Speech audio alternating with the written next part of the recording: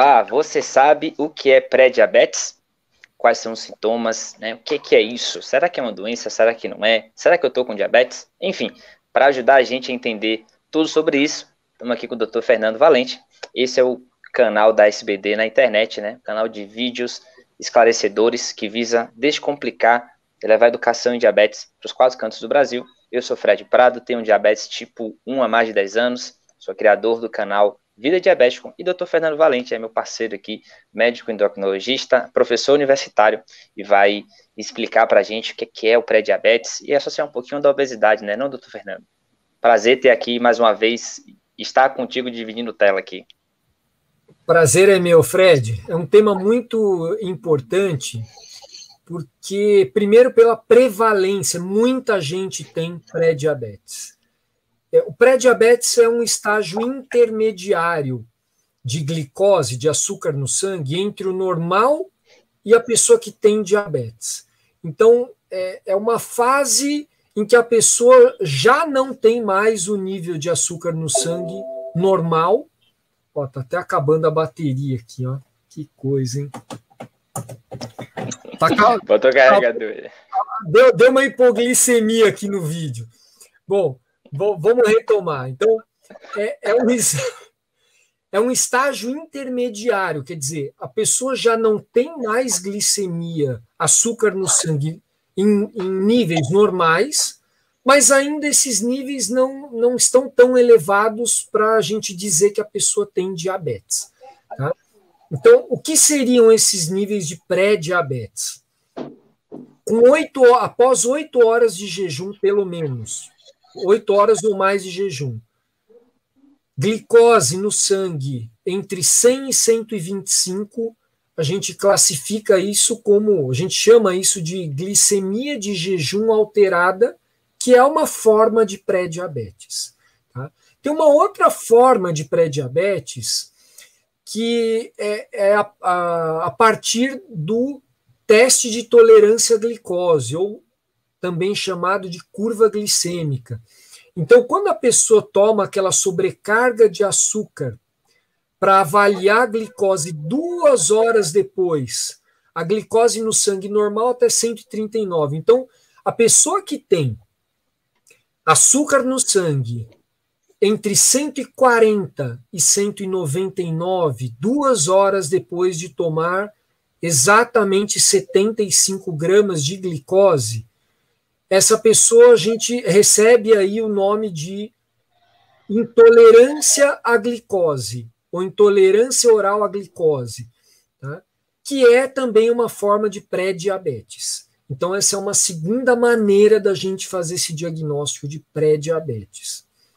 Uma terceira maneira da gente fazer o diagnóstico de pré-diabetes é utilizando a hemoglobina glicada.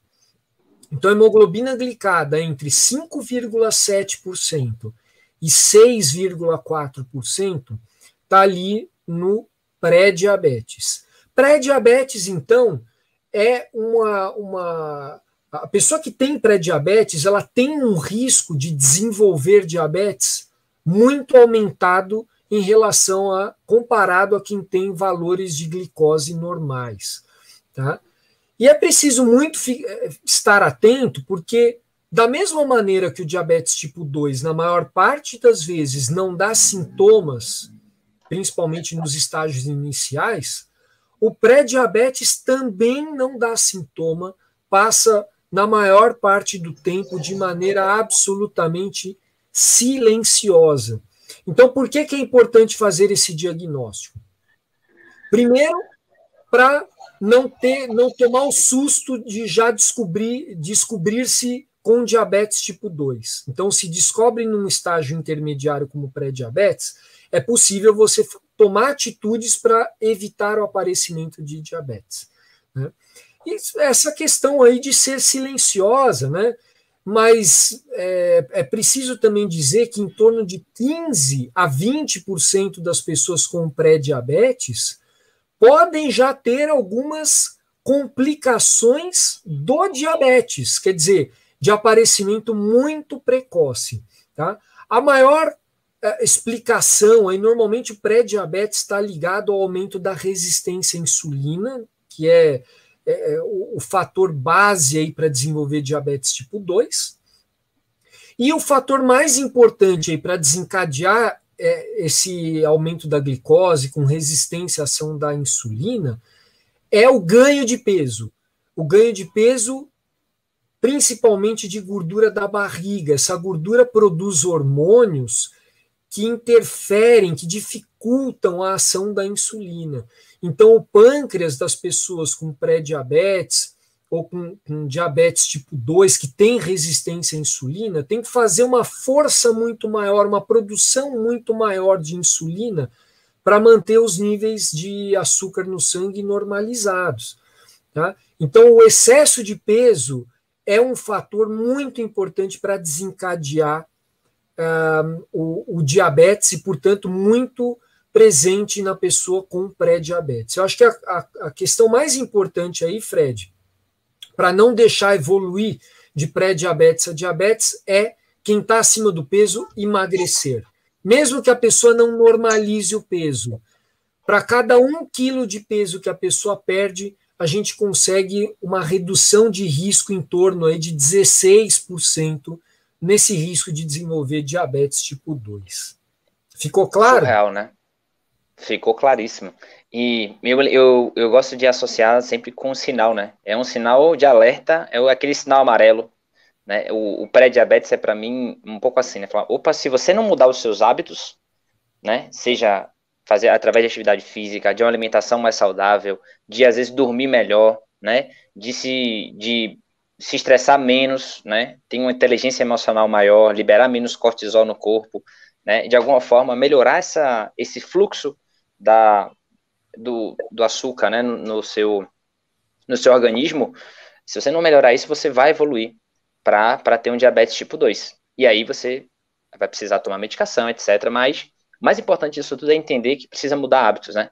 Estou com pré-diabetes, estive lá, fiz lá esses exames, percebi que eu estou com pré-diabetes, opa, preciso realmente mudar os hábitos. Porque se você continuar fazendo as mesmas coisas, provavelmente você vai continuar evoluindo para ter o diagnóstico aí.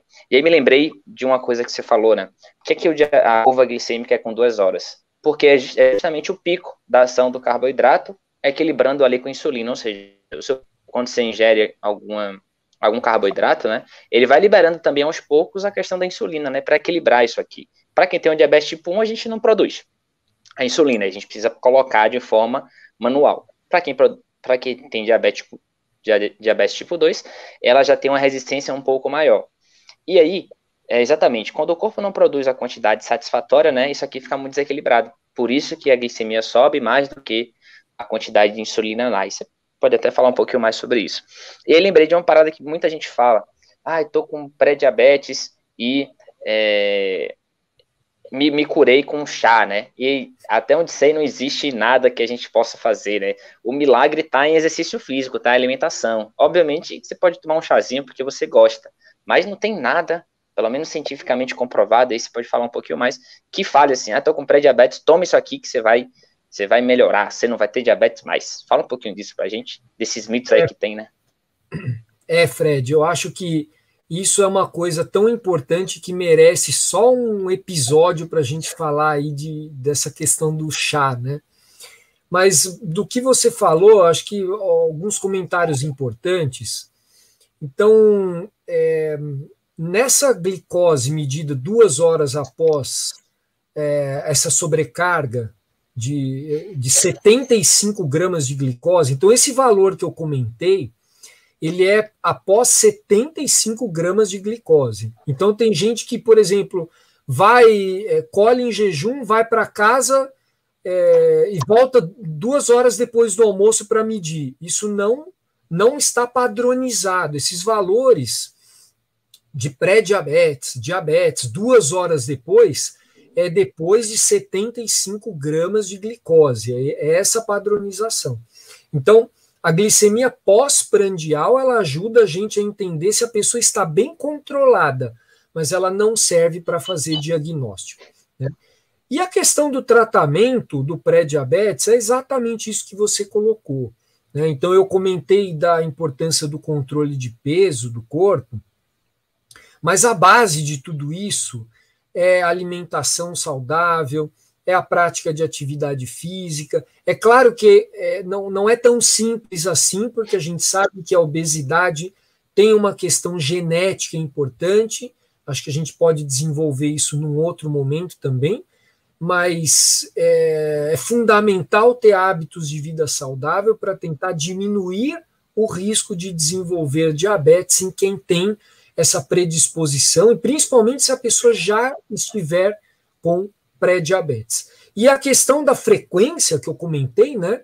Para cada uma pessoa que tem diabetes, tem uma outra que tem pré-diabetes. Então, você imagina a onda que nós vamos ter de diagnóstico de diabetes tipo 2, se essas pessoas que hoje têm pré-diabetes não se cuidarem, não fizerem dieta, exercício, não cuidarem do peso. Nós vamos ter aí um número exponencial, um aumento muito expressivo de mais casos de diabetes tipo 2.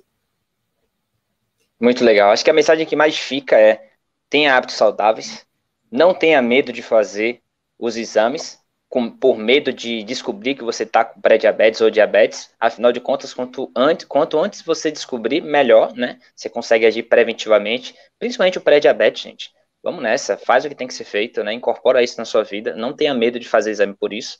E a gente sabe que um dos grandes problemas é que não tem um diagnóstico no tempo certo, a pessoa deixa chegar no estado mais crítico, né? Eu brinco que é tipo você vai ao dentista só quando o dente começa a doer. E a gente tem que parar de fazer isso. Você tem que ir ao dentista com periodicidade para poder evitar que você tenha problemas com o dente, né? Então, assim, e às vezes quando você vai ao dentista que está com a dor, você já descobre 2 problemas. Então, assim, vamos buscar ser cada vez mais precavidos, né? Afinal de contas, a gente pode controlar e pode viver muito bem, seja qual for o tipo de diabetes, desde que a gente entenda que é um estilo de vida de hábitos saudáveis, com a medicação certinha, né, com o acompanhamento profissional certinho. E bom, acho que era isso, né, de pré-diabetes e um pouquinho de obesidade que a gente começou, era essa a missão de hoje. E deixa aí para você finalizar, a gente sempre diz, né, que é possível viver bem com diabetes, e a ideia do canal é isso, né, levar a educação em diabetes, e o pré-diabetes é uma das condições aí que a gente mais vê como surgimento aí em função dessa epidemia, né, que está rolando de obesidade aí, que é preocupante. Isso, Fred. Eu acho que, por fim, vale a pena frisar, né, assim como a obesidade aumenta o risco do pré-diabetes e essa pessoa vai desenvolver diabetes tipo 2 com uma frequência muito maior, com uma chance maior, a obesidade está ligada a outros problemas também, né?